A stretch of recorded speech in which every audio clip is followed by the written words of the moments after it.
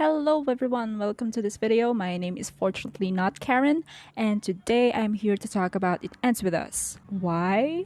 I read the book a few days ago.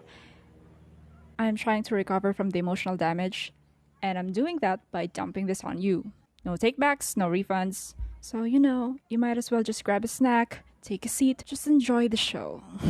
So why did I pick up this book? It's contemporary romance. It's not YA fiction. That's just not me. True. So my online bestie, shout out to you. I still don't know how to pronounce your name, so I'm not gonna say your name. She recommended this book to me, and January is Pink Month, and by that I mean I've been reading pink books for no reason. I don't know. So I give it a try, and oh my god. And here we are. Context, I'm not a big fan of contemporary fiction in general, not just romance. As when I read a book, I don't want to be reminded of the world we're living in. Because, I've just had enough of it. So first we're going to do a recap. By the way, this doesn't even make sense to me. I just thought I should put something in the background to make it look more interesting, to make it look like I use big brain energy on this one. Let's start with part 1. It makes sense to start in part 1. Okay, so the book starts with our bestie sitting on a ledge on a rooftop somewhere in Boston, and it's nighttime. Okay, so it's starry night. Her name is Lily, like the flower, and interestingly enough, her last name happens to be Bloom. Is she related to Daisy Bloom? No, she's thinking about the S word. She's looking down, but not her own. No. This girl is, unlike me, healthy here. No, Girly just wants fresh air because earlier that day she roasted her dad at his own funeral in front of all their friends and family. It's a whole thing. I don't. Can we not? Enter stage left. Our next character, Hati number 1. He is male. He is tall. He has broad shoulders. And then he just starts beating the shit out of a marine grade polymer chair. And Girly is like, I pretend I do not see. When he stops, Lily realizes that, biceps are kind of huge. Now Mr. Sir doesn't realize that he's being watched, so he starts smoking a joint. And when he finally sees our Girly, he's all chill. And he was like, Can you come down? You're kind of ruining my high. So she gets down. She was like, hi, sir. And they vibe and they start this thing they have. It's called the Naked Truths. Basically, they're just spilling tea and they're bragging about who's more fucked up. So Lily was like, well, T, my dad was abusive. Hence the roast earlier that day. And Hati number 1, whose name is apparently Ryle Kincaid, he was like, T, I watched a boy die tonight. He was 5. He and his little brother discovered a gun, and the younger brother was holding the gun when it accidentally went off and shot the other brother in the head. And Lily was like, wig, that younger brother is fucked for life. So later in the convo, when it was Ryle's turn to say a naked truth, he was like, word per word, I'm not making this up, I want to fuck you. And Lily was like that Pikachu meme.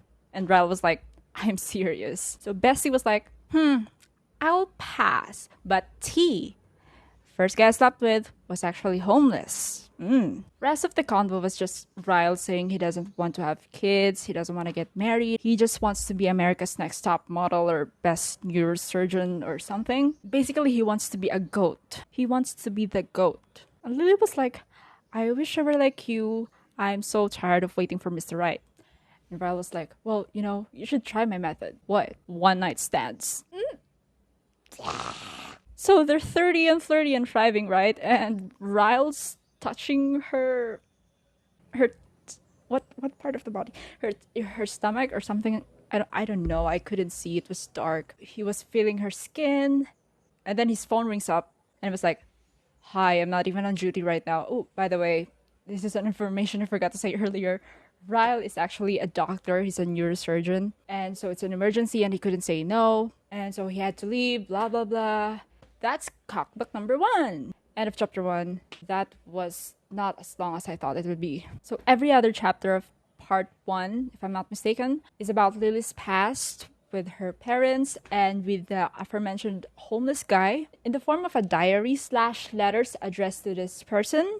It's a whole thing. And honestly, I'm not in the mood to get into the details, especially with Lily's parents with these two because it's just, can we just not talk about that? Okay, enter hottie number 2, Atlas. So Atlas is the sad homeless guy from Lily's past. So one day, Lily was in her bedroom, right? And she has a view of this abandoned house right across the street, I think. I'm not sure. And then she saw this guy sneaking inside and she was like, sus. But then it just kept happening. And one day she realizes that her radishes, yes, she plants radishes because gardening is her thing. She realizes that they're gone. At the same time, she keeps seeing him sneaking inside that house. And sis, it just adds up. Bestie is homeless and foodless. And her first instinct is to give him food. So they become friends. She feeds him, she clothes him even. She allows him to take a shower into their house when her parents aren't around. And they would do this all the time, practically every day. So long story short, they're besties now. Hashtag BFF forever. And again, the rest of those diary entries are just about this man doing this thing to this person. I don't want to get into that. Okay, back to the present. So months later, these two meet again because apparently Bestie is now a girl boss. Yes, she opened a flower shop. Lily Bloom opens a flower shop. Wow. And then she hires new character, Alyssa, who happens to be the sister of Ryle.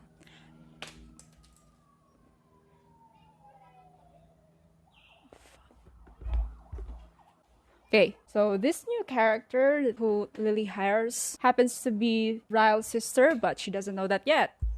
She will. And that meeting, basically, Ryle was like, I'm not the man for you. You should steer clear of me. Christian Grey vibes. Because obviously they're thirsting over each other. They said it themselves. Let's get these to a room already. But then, a few days later, Ryle was like, okay, can we just do it one time? And I promise, I swear to God, you're never gonna have to see me again. Just once, just do it once. Giving me, because I may be bad, but I'm perfectly good at it vibes. So our girl boss was like, okay, fine, just give me a minute to take a shower. And to be honest, naked truth, I don't blame her, because Ryle is just serving him those scrubs. Mood. If a bright neurosurgeon, who I'm definitely very attracted to, and I've said that out loud, after a 48-hour shift, decides to knock on 29 doors in my apartment building just to find the one that belongs to me, drops to his knees to literally beg me to let him F-word me, and promises that he's really good at it and that I barely have to do any work, sis, I'm gonna go for it. So Lily showers, right? Okay, so she shaves everywhere and she goes out of the shower, she checks her bed, and guess what? He's asleep. He's asleep. Cockblock number 2. So in the morning we're like, okay, maybe we shouldn't just do this. Maybe it's a sign. Okay, goodbye forever. Bye, Felicia. Bye. Okay, so this girl boss and this other new character, they're besties now because they work together. They're besties now, and it's her birthday party, and of course he's going to be there because he's the brother. It just makes sense. And also they live together. These two, they're back at the rooftop where they first met, and Lily has just had enough of it. She was like, just make up your damn mind. We can't keep meeting like this. I like you, you like me, but we both want different things. It's not gonna work out. Cue dramatic exit. But before she could leave, Ryle was calling her and out of nowhere just carried her into his bedroom. And now they're making out for the first time. And Lily's like, okay, this is good. But now wait a minute. We haven't discussed this yet. This is sus. So she was like, okay, put me down. We need to talk. And Ryle was like, okay, T, I don't just want schmecks anymore. I want to be bae too. But I'm scared I'll fuck it up. How can I prove myself to you? And then Bessie's like, don't have sex with me. Cockblock number 3. And so they just sleep that night anyway, because 2 chapters later, they started having sex. And at the end of the first time, Ryle was giving me Edward Cullen vibes. Like my own personal brand of heroin. So next chapter. Lily is having dinner with her mom. and she's bringing Ryle to said dinner. They go to this fancy restaurant and enter stage right. Atlas is there. He works there. And I'm just screaming at this point, right? So Atlas is apparently done with his military era, and he is now working at this restaurant in Boston. So these two do a little catch up after this guy and this woman leave. And apparently Atlas has a girlfriend named Cassie, and that they've been together for a year, which was his impression of this couple's relationship. Because she was like, oh yeah, I met him a year ago. And then he was like, same, I've also been seeing this girl for a year now. But he was like, I do wish this could have happened a year ago. So next chapter is Lily reading the diary again. So Girly has now dragged Atlas into the Ellen DeGeneres. So Lily has now dragged this guy into the fandom, and they're watching Finding Dory. And they have this thing. It's a significant part of the relationship. So they were watching Finding Dory, right? And Dory was like, just skip swimming. And then Atlas grabs Lily's hands. He was like, OMG, that's so us. So that's basically the context. And again, there's more of this from this to this. I just refuse to talk about that in detail. That's all you have to know. There's a lot of this. Too much, probably. So back to the present, these two, they have more hot sex. And at one point, they use a stethoscope. Where's my stethoscope? Interesting. Okay, chapter 14. Well, if you've read this book, then you know what happens. I'm talking about the wine incident. I am talking about the casserole incident. Honestly, it's just too painful to go through with this. But I'm gonna try. So basically, there's an accident in the kitchen, and I think it's stupid. But when I found out the context of it, it's like, okay, that makes sense. Okay, so Lily was cooking casserole, and then she realizes that it's burning, and Ryle was there, so he goes to take out the casserole out from the oven without mittens, without pot holders. And I mean, this guy, his hands are insured for $40 million, right? Because he's a neurosurgeon. So it's very important for him to have his hands stay intact and injured. Perfect, flawless, just like he is physically. Long story short, Ryle ends up pushing Lily. As you can tell, that was quite stressful for me, and my diplomas back here weren't able to... We're gonna do this on camera? We're gonna do this on camera? I honestly don't understand how it happened. I just know that he pushed her, which resulted into her injuring her eye, I think. Point is, they're both injured now. It is just chaos. There's broken glass, there's hot chicken and mushroom and sauce, and there's food everywhere, and now there's blood too. It's just a fucking mess, bestie. Now, is Ryle remorseful afterward? Yes, he is. So Lily was like, okay, this is an accident. It's a first time thing. I was like, okay, fine. Lily threatens to leave him if there's a second time, if it happens again. And he was like, yes, I swear it's never gonna happen again. I'm not like your dad. And what just gets me is that night, that same night, is actually the first time they said I love you to each other. Really? Now? I just don't think that's sending the good message, you know? Like, I get that you're trying to comfort the other person by telling them that you love them. Something just doesn't feel right. Okay, next chapter. More drama. Okay, next chapter. So they go back to the restaurant where Atlas works, right?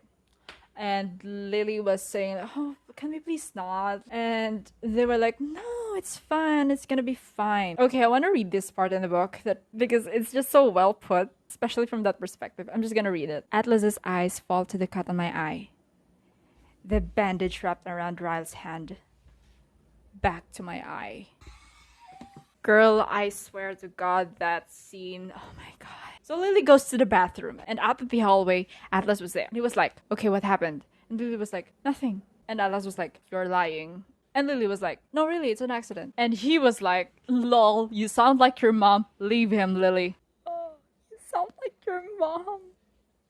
Okay, so Ryle enters the scene, and the way it's looking like is it's as if these two did something in the bathroom, right? So Ryle was just like, "What the fuck, Lily?" So, long story short, these two got into a fight. They fight. The crowd was wild. So Atlas was like, "Get the hell out of my restaurant, never come back."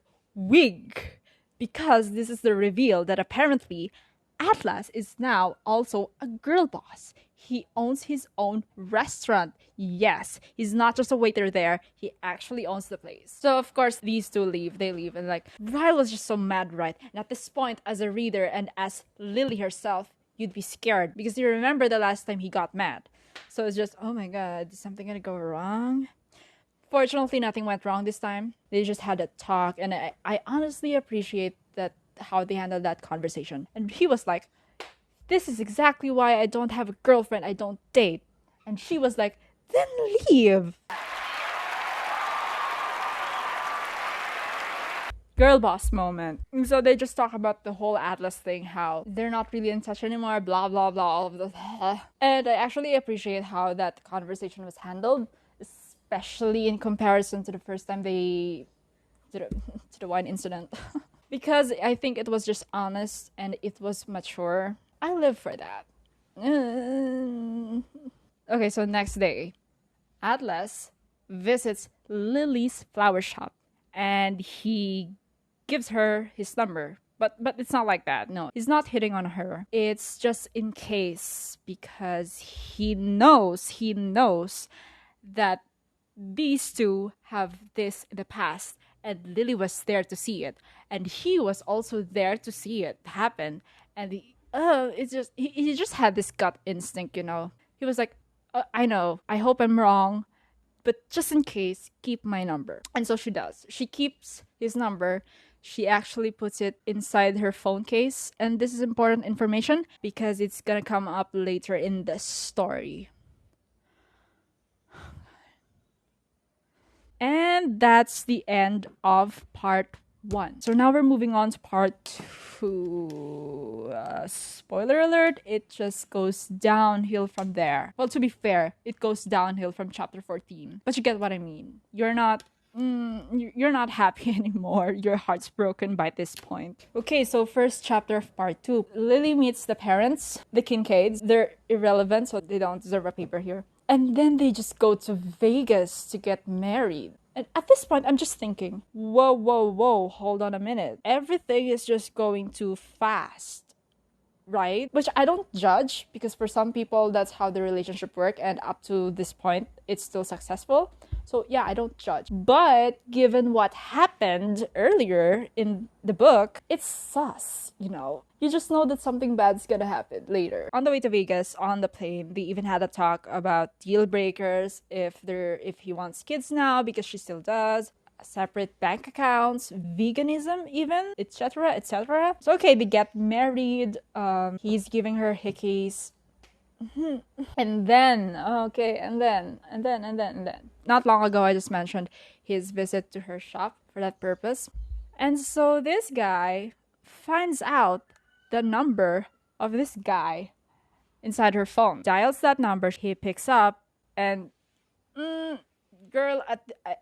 he just trashes the entire place, right? Like, he didn't even wait for an explanation from his wife, whom he should trust. No, that's just not his thing. Lily's phone is smashed now. Oh my god, it's just a mess. It's just, So, Ryle walks out of the apartment, actually. So, he doesn't hit her. No, he leaves the scene. He walks out, gets some fresh air. Girly bestie. She follows him down to the stairwell. He pushes her off the stairwell or something. I don't know how it happened, but he pushed her, and now she's injured. And when she woke up, he was gaslighting her. He was like, "Lily, you fell." She was like, "You pushed me." He was like, "No, Lily, you fell." "No, you pushed me." "No, you fell." I mean, okay, I understand what's going on inside his head. He's in denial, right? Because he can't believe, he won't accept that he did something like that to his wife. So he's in denial. He's more convincing himself, to be honest, at this point. So I understand that, but so the next day, remember the sister, the bestie, her bestie now, she finds out that something definitely happened, but she doesn't know the specifics. So she was like, Ryle, spill the tea already. And now she's like, wait, what tea? And he was like, okay, fine. So remember that game they were playing on the first night at that rooftop, right? The Naked Truths. So this is the tea. Ryle has 2 siblings. This woman, the bestie of the female character, and then this other guy who has been dead for a while because Ryle, as a child, found a gun and accidentally shot him in the head.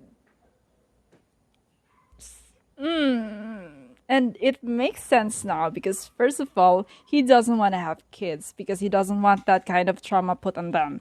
And secondly, he's a neurosurgeon because he... Okay, this is the thing that really fucked me up. I was trying to put everything back inside his head. Oh, girl. Like, can you imagine a 5-year-old boy just trying to put everything back into... I need to take a break.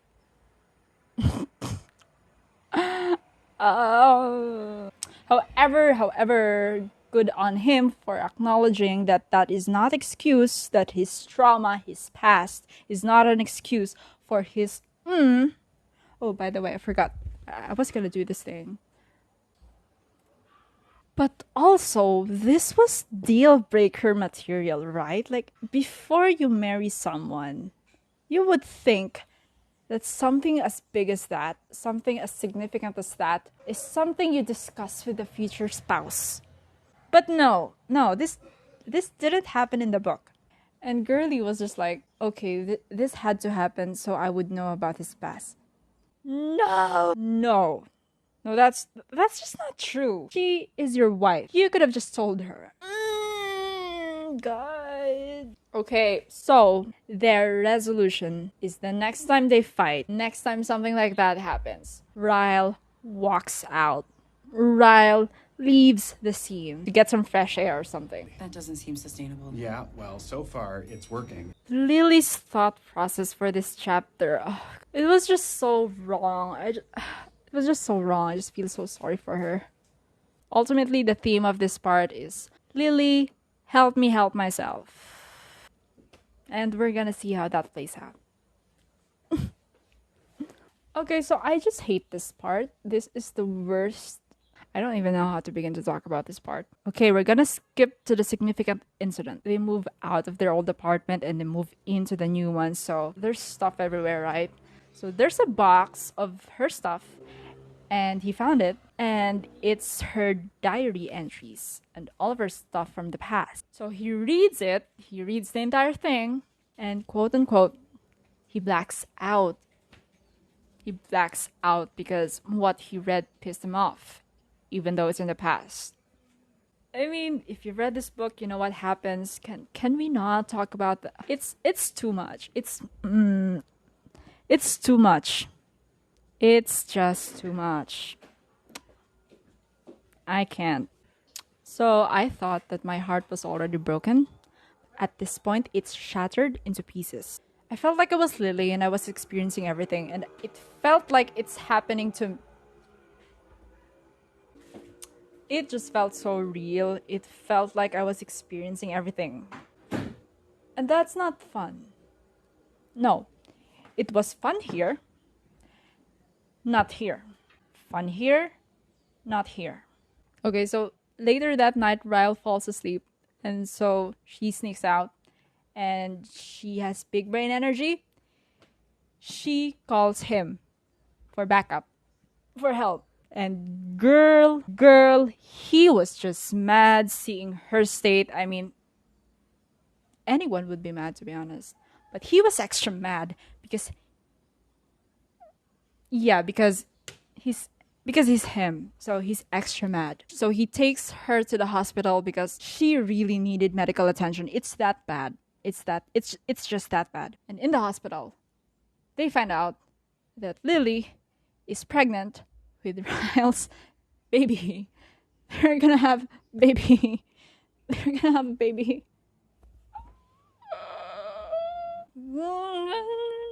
Everything is just going wrong, right? Like,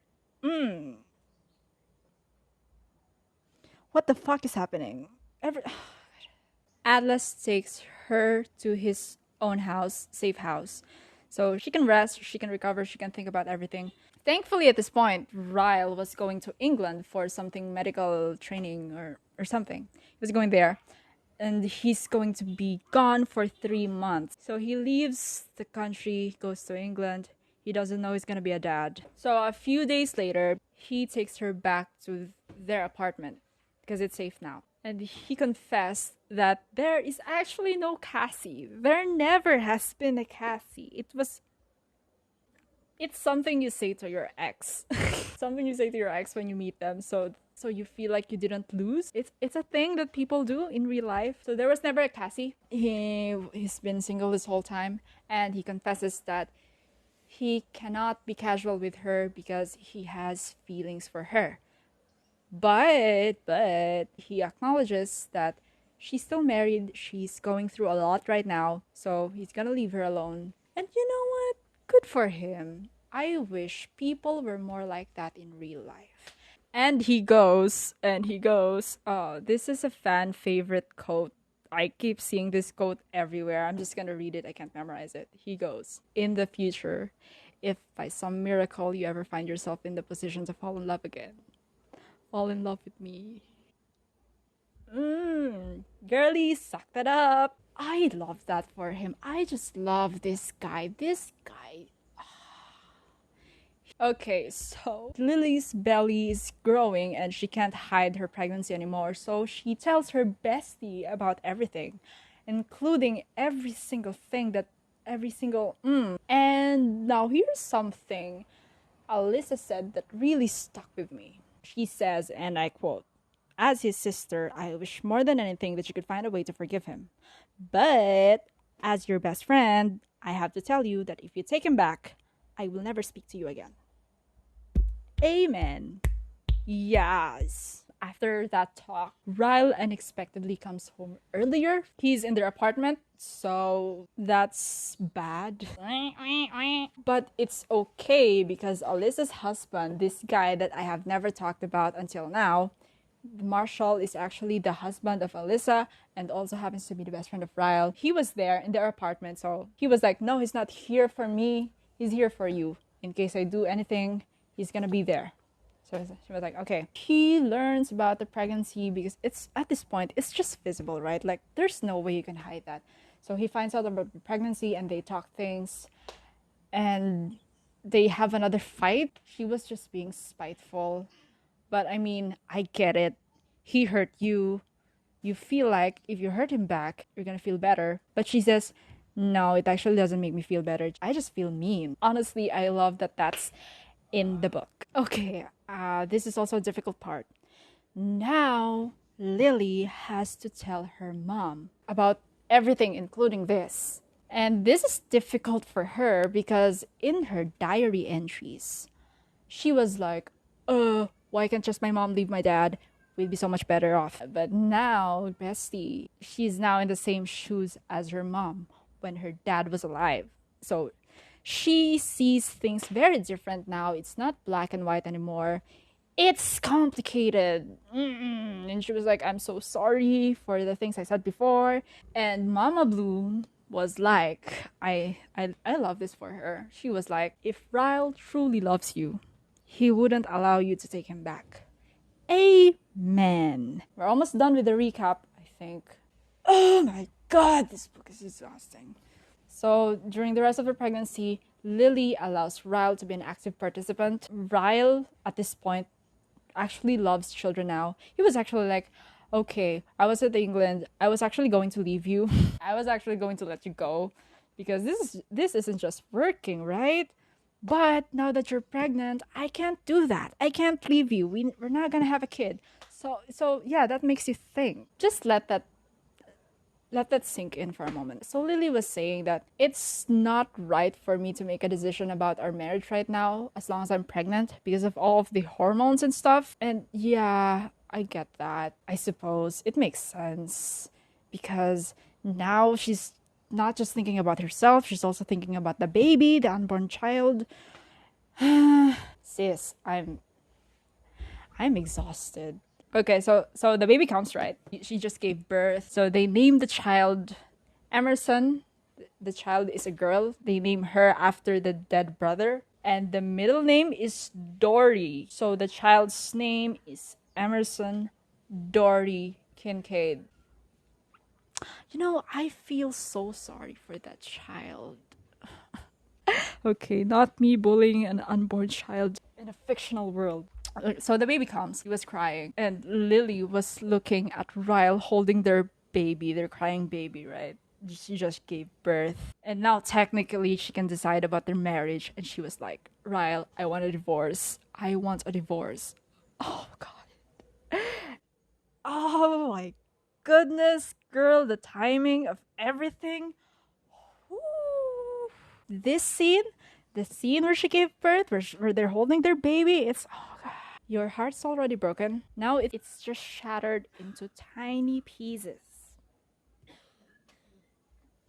I'm fine. I'm fine right now. The entire scene was just so painful.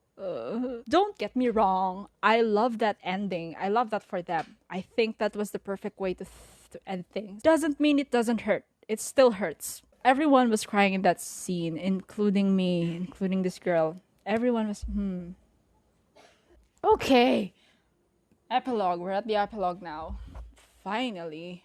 Okay, the epilogue is short. 11 months later, Lily, holding their baby, runs into Atlas. And Atlas was like, oh shit, you stayed with him. What the fuck? But okay, he didn't actually say that. It was just internally that was his thought process internally. And then Lily was like, oh yeah. It's Ryle's turn to take baby Emmy today. And she was like, oh, okay. But deep down, he's like, oh, thank God. So she takes Dory to Ryle. Then after that, she runs. She just runs into the street, right? She runs back to Atlas. And Atlas was like, okay, I'm ready now. I'm in a good place in my life. I'm ready to love again. And Lily was like, yeah, me too, same. And the last line was like, he says, you can stop swimming now, Lily. We've finally reached the shore.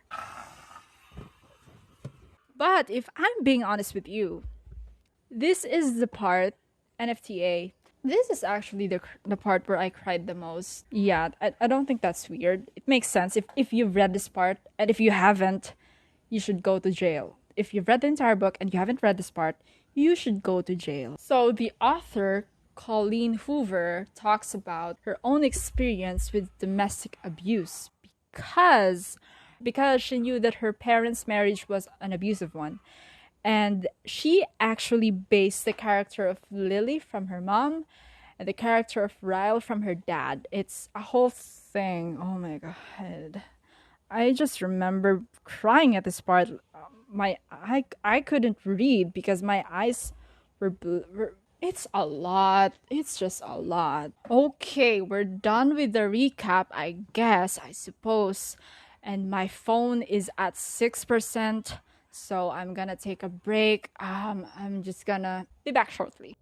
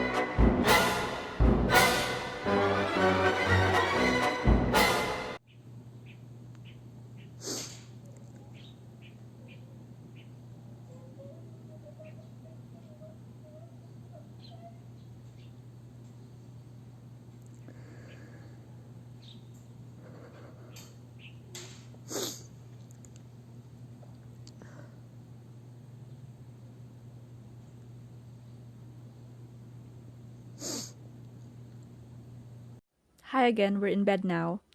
I actually forgot to mention earlier that this is actually the first book that I read and actually finished just in one sitting. Take what you will from that information. Now, obviously, this book isn't perfect just from a critical perspective.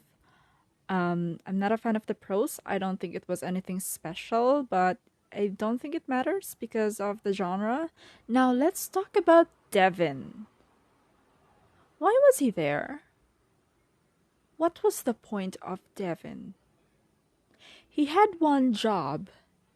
Did he even succeed? And Marshall. Marshall was meh. I think Marshall also had just one job. I don't know. Okay, I have an issue with the name Ryle. Was Kyle not available? Kyle. Ryle. The what petification of it all. Now let's talk about the Atlas Lily's age gap. For the duration of the diary entries, Atlas had been 18 and Lily was 15. And the first time they did the S word, Atlas was 18, Lily literally just turned 16 because it was her birthday. How do we feel about that? Discuss in the comments. I get that they're teenagers and that their intimacy was established. I just don't feel right about that. Because the entire time, maybe I'm overthinking this. I don't know. Something to think about. I feel like Lily's character could have been more rounded for some reason, and my basis for this is gut instinct. I don't know how to explain. I think, well, she talks about her business, right? How she's passionate about it. I think it would have benefited us more if we saw if there were any struggles with her business. Because one of the key components about this entire story is that Lily was able to make the decisions she made because she was financially independent. So that's crucial. And I get that this is romance, so the focus is romance. But is that it? Okay, hot take. I think Alyssa should have told Lily about Ryle's past. I definitely do. Because I know that it's not my story to tell, especially to my best friend who's involved with my brother. But don't you think that's very relevant information, especially when you're discussing marriage with your best friend? Don't you think? Or at least find out if she knows. I really feel like, and I know I'm not alone in this, I really feel like this is one of those conversations you need to have before marrying before marrying someone. I mean, how could you not tell your best friend about that? Honestly. Even if it doesn't involve you directly, especially if it involves someone significant in both of your lives. What's the worst thing that could happen if Ryle finds out that you told Lily about Ryle's past? I just think that if I were in Alyssa's shoes, I would have made an effort to at least find out if Lily knows about it. And then I would decide what to do about that. Also, can we talk about therapy? Because Ryle mentioned he's been in therapy since he was 6, and that was never brought up. It was just mentioned that he went to therapy, but it was never really discussed. Like, what kind of therapy? Does he take meds? Is he diagnosed with any kind of mental illness? I mean, I get that it doesn't matter because at the end of the day, it doesn't excuse the behavior. But I just feel like when they were trying to make their marriage work and they concluded that whenever they fight, Ryle just leaves. It's just so dumb to me because you can't always do that. Why wasn't couples therapy an option, you know? Or why wasn't professionally assisted anger management programs mentioned? Even at the end of the story when they got divorced. Like, I would have loved it if it were mentioned that Ryle is taking extra steps to get better despite the divorce just for the sake of their kid. Because if I had a baby with an abuser, I don't think I would feel comfortable leaving my baby alone with that person. And I know I'm not alone in this.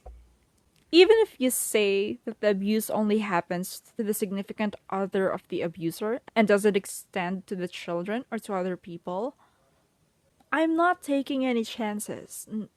This is. I'm fine. I'm fine. Focus. Okay, you know who went to therapy to make their marriage work? These two. They did a great job because it's the right thing to do. If you want to make your marriage work and you know it's something you both can't control, then you go ask for professional help. And I'm pissed about that because Ryle is a neurosurgeon. Don't you think that that would be part of the options? Professional help. I just feel like there's not enough on Ryle's part. Like, not even during the marriage. Even after the divorce, a bigger effort to change himself. For himself. Not for anyone else. And not even as a redemption arc. Just because it's the right thing to do, you know? I saw some Reddit posts and some people were complaining that this shouldn't have been marketed as romance. This shouldn't have been categorized as romance. And I think they're missing the point. About 3 to 4 years ago, I tried reading this book. It's titled But I Love Him by Amanda Grace, if I'm not mistaken. I only read a few pages in, and I remember telling myself, girl, you need to leave.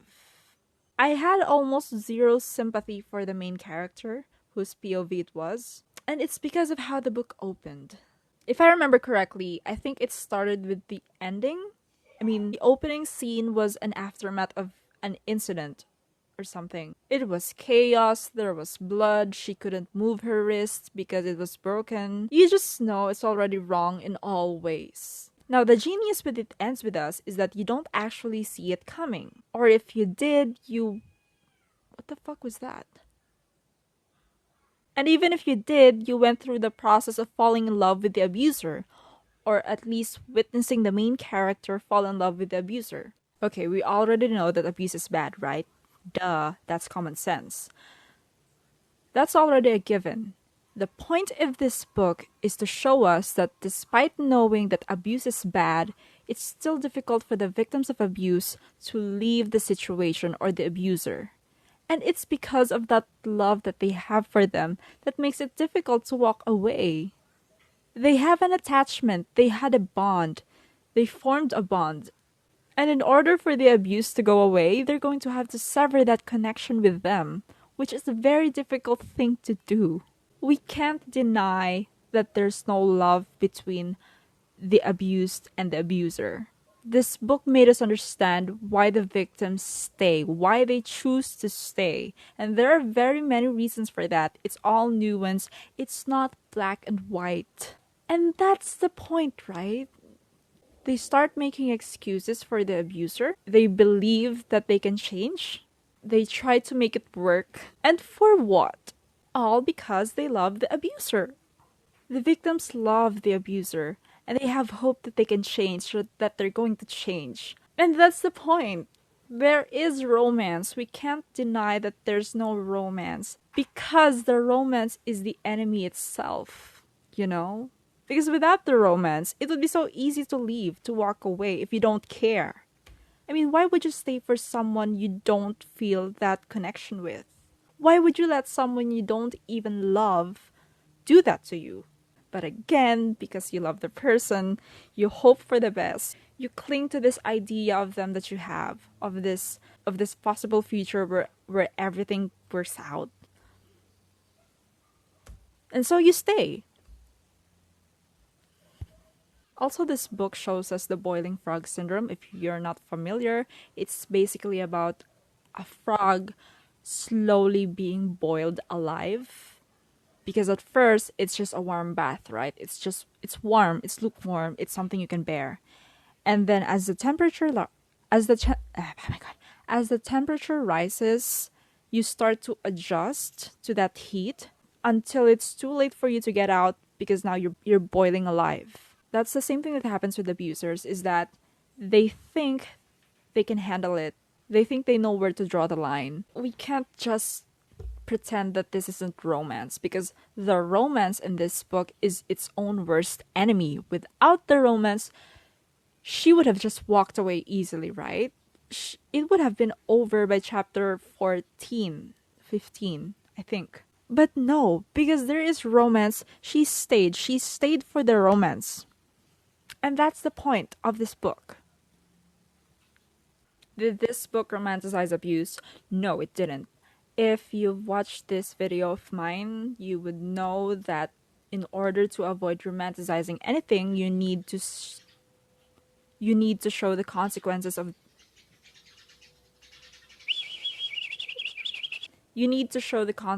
of those bad behavior. And this book did that. It showed us that when you're in that position, you need to leave. Lily left, which is the right thing to do, because you cannot excuse nor tolerate that kind of behavior, that kind of situation. And I don't think the behavior was rewarded at all, because at the end, everyone was just heartbroken by it, right? I mean, we read the ending, right?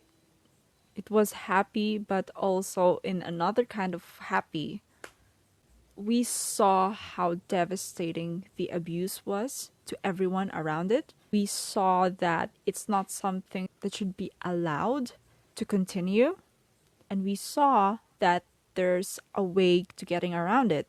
Also, it wasn't painted in a he does this because he loves me light, so I'm glad that there was never that kind of thing. We saw the abuse, we saw the consequences. They were both ugly, but they managed to get their own happy endings. Now, if at the end they didn't get divorced, yes, that would be very problematic. That would be a huge red flag. That would border into romanticizing the abuse. But that didn't happen. So does Ryle actually love Lily? Yes, I am one of those people who think that he did actually love her. But just because you love someone doesn't mean you're right for them, You could be the person that someone loves the most in the entire world. Like, they would choose you over saving the world. And still, they could be the wrong person for you. They could still do all kinds of horrible things to you. And I think that's a good message to send. So yes, I think he loves her. It's just an unfortunate situation. I mean, he did try. You could see that he tried, right? He had grown as a person throughout the book, actually throughout the relationship. So yeah, just because someone loves you doesn't mean they're incapable of hurting you. That's something to think about. Now, could this have been avoided? Yes and no. Okay, here are the valid red flags, aka the events that foreshadowed the abuse. 1. The marine grade polymer chair. I mean, we met Ryle literally just mad, right? He was just so mad he started beating up a chair. And he didn't stop there. He needed to get high to process that anger. That should have been a red flag. Unfortunately for me, I happen to love red. Number 2, the glass champagne at Alyssa's birthday. Ryle was jealous because he was under the impression that Lily was seeing someone because she brought a date. And the way he just acted, I mean, he threw that glass champagne into a bin. That's not king behavior. And if somebody acted that way around me, I would stay the fuck away from them. But nobody else saw that. And again, I love red. Okay, now here are some non-valid red flags for me. This is just my take. You're free to disagree. Number 1, Ryle only being into sex. I don't think that's a red flag. I mean, it's 2022. We need to stop judging people based on their sexual preferences, on their sexual choices, on their sexual activity. You get it. Number 2, Ryle pressuring Lily into sex. But did he though? I mean, I agree that begging can be a form of coercion. It starts there. And when I was reading that scene, I thought, context really does matter. Here's how it played in my mind. So Ryle, he literally bent the knee. He was literally on his knees to beg. Now, if you've ever kneeled for someone before, I'm just exposing myself here, aren't I? You know that that is a vulnerable position to be in, especially in front of someone else. I mean, why do you think doms ask their subs to kneel? Anyway, I don't think Ryle did it to be coercive. I think he did it to be cute. And in the end, he ended up being pathetic and embarrassing. I think that worked out for him. I mean, because they have both expressed that they want it, the only thing that's stopping them is what happens afterwards, you know? One wants to stay, other one wants to leave. I saw that as Ryle begging Lily to be okay with the fact that after they do that, he's going to leave. Feel free to disagree, this is just my take based on personal experiences and relationships I've been exposed to. It's like one of those scenes in TV shows where the couple wakes up, the guy kisses the girl, and the girl's like, no, we're gonna be late. And the guy's like, just 5 minutes. And the girl's like, no. And then the guy kisses that sweet spot and the girl gives in. Is that coercion then? I don't think so. I think they're negotiating not the act itself, but of what happens after the act is done. Does that make sense? Because if they do the S word, they're going to be late for work. But they do both want the S word. It's just that, you know, they have priorities. At least that's how I see it. Again, feel free to disagree. Discuss in the comments. Also, I feel like this kind of narrative is veering into let's blame the victim territory. Because remember that scene where Lily was like, if I hadn't done this, he wouldn't have acted this way. This wouldn't have happened. I wouldn't have gotten hurt if I only did not do this thing. Now, how did you feel about that when you read that part? Because I was just like, because if you agreed with her when she said that, you should go to jail. It's not the responsibility of the victim to not be abused. You shouldn't put that kind of responsibility on the victims. That's just not how this thing works, okay? Now, according to this image, these are the 10 red flags of abuse. 1. History of being abusive.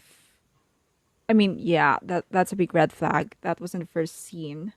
Number 2, isolates you from family. He did not do that. 3, blames you for his or her shortcomings, failures, and behaviors. He did not do that. 4, asks you to compromise your identity, morals, and safety. He also did not do... Wait, hang on. Okay, he didn't do that. 5, discourages healthy habits, relationships, educational, blah, blah, blah. He did not do that. 6, takes advantage of your vulnerabilities. He did not do that. So basically, we did not see these signs because they weren't there. They weren't present. And I think that's the point. Just because somebody doesn't tick off the boxes doesn't mean they're not that thing. I mean, just look at Joe Goldberg, right? Did Joe Goldberg even exhibit those signs? No. He was actually very good at hiding them. And yet, and even love. We were fooled that love is all this perfect female character. And then she turns out to be, well, you know, her. I mean, I do agree that she could have left the first time it happened. But I don't think there was any way the first incident could have been avoided, especially by her. I mean, are we going to blame her for laughing at him? That was just out of nowhere, honestly. And he's not sexist, he's not misogynistic, or narcissistic even. He is actually very supportive of Lily. They're actually very supportive of each other in terms of career. And you know, even if he was all of those things, I don't think that still has anything to do with being abusive. I think the point of this book is that abusers come in all forms. And I know that because I've met some of them. I've met a few of them in real life. They're actually popular people. And also Papa Bloom versus Ryle comparison. They're not the same person personality-wise. And yet they were both being abusive to their spouses. So yeah, it doesn't matter if you're kind, if you give to charity, if you're successful in your career or whatever. You could be all of the positive things and you could still be an abuser. Obviously, yes, we should look out for the warning signs, but if there aren't any and you still got hurt anyway, you should not be blamed for it, okay? That's just wrong. Okay, naked truth. I love Ryle. And that's why it hurts so much, right? Because you love the abuser. Anyway, and I'm biased because he reminds me of a guy I dated. Now, before you accuse me of being an abuse apologist, make sure you finish watching this section of the video. Now, when I say that I dated a Ryle Kincaid, I mean to say that I dated a person who has the same personality as him. What do I mean by that? Is that Ryle and this guy that I know personally, they are both ENTJs. Now let's take a look at the textbook signs of an ENTJ. ENTJ at their worst prioritizes work and money over every other aspect of life. Check. Pulls away from relationships and keeps people at a distance. Check. Believes emotions make you weak. Yes, yes, check, check, check. Obsessed with efficiency and being productive. Yes. Work so hard but they burn out. Yes, absolutely yes. Tolerant of others. Yes. Arrogant and unable to see a different perspective.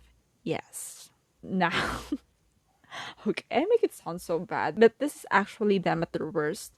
There are good qualities, of course, that I am not at liberty to discuss. They're both impatient, they're both arrogant, they are both dominant. And I was just reading the book and I was like, oh my god, they are variants of each other. I honestly could just picture this guy as Ryle in that situation. Because the similarities were just so frightening. It was a good experience though, reading that, because I got to relive those beautiful parts of our relationship. Also, the relationship reminds me of our relationship. The massage, we used to do that a lot. Just read those beautiful scenes. Just read the first chapters of the book. That was like a diary. That was like somebody stalking on me and then writing those events that happened in my life into this book. Not to be narcissistic or anything. Now, Ryle as a character reminds me that I'm only halfway gay. At the end of the day, as much as I like women, I like men too. Now, ultimately, a plot twist is that the Ryle that I dated is not an abuser and has never been an abuser at all. I am very thankful and lucky to say that nobody has ever laid a finger on me unless I ask them to. Now, is me loving Ryle a red flag? No. Ryle is not a villain. And that's what I love about this book, is that he's a complex character. It's not just black and white. It's very nuanced. He, as a character, is very well-rounded. Again, the reason that we're here is because we're attached to the character. We feel something. We rooted for them. We fell in love with them. We loved them. And then they broke our hearts. And now we're sad. But just because you love someone doesn't mean you're excusing their behaviors or that you agree with everything they do and say, right? I think that's just a given. Also, me loving Ryle does not mean I hate Atlas, just to set the record straight. This is not a dichotomy. I am just biased because of my personal experiences. We're allowed to love something and still be able to be critical about that thing. For example, Ryle as a character. If you've reached this part, thank you so much. I hope you consider giving this a like and also subscribing to my channel. If you want to see more of this kind of content in the future, let me know what book or movie or TV show I should do next. If you are Colleen Hoover and you're watching this, I'm going to send you my therapy bills. Let me know your thoughts about the entire thing down below in the comments. Don't hesitate. I guess that's it. Bye!